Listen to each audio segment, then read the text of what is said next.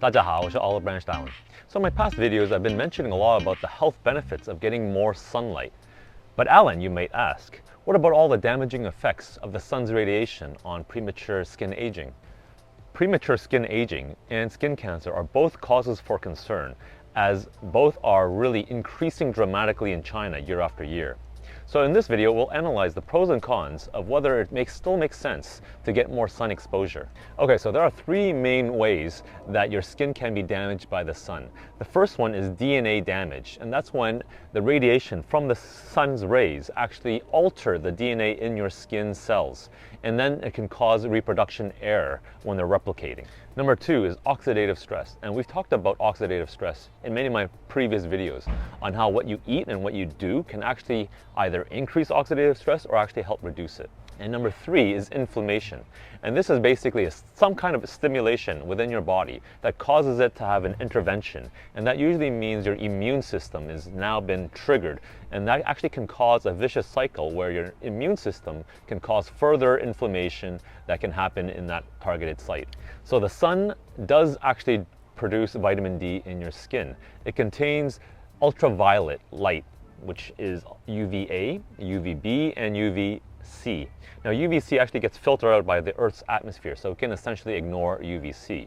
But UVB is more interesting because it actually, when it hits the skin, it does produce more vitamin D. And vitamin D has been shown to have huge health benefits, such as increasing your bone mineral density. It also helps to increase your immune system function. It also helps to absorb more calcium, and it has also been shown to reduce non-alcoholic fatty liver disease, as well as helps to reduce breast cancer rates. But like all things in biology, a little of something good does not necessarily mean a lot of it means better. So vitamin D, when you actually take in too much sunlight, your body actually starts to turn all that vitamin D to an inactive state. And so this seems to be your body's natural protection mechanism against vitamin D toxicity, meaning too much vitamin D. Now, UVB is also shown that when it does hit your skin, it can actually alter the DNA of your skin cells. And so that can cause melanoma, otherwise known as skin cancer. This is why you and everybody else puts on sunblock, as it is designed to block UVB.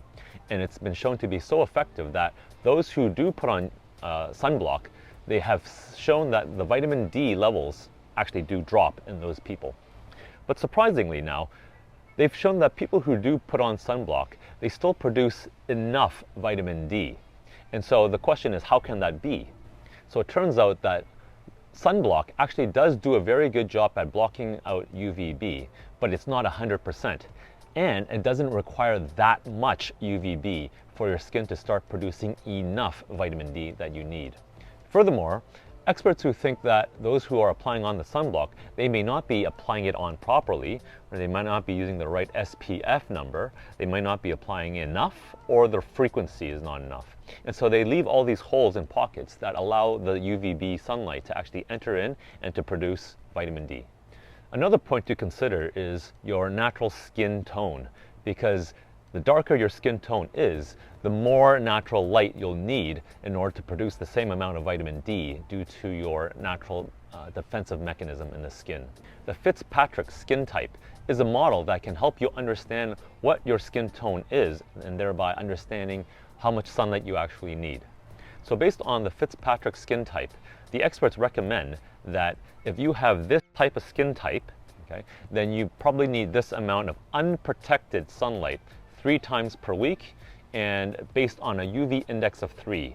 And you can just check on your weather app to see what your UV index is. 3 is the typical average day. So they recommend 3 times per week from the time of 11 a.m.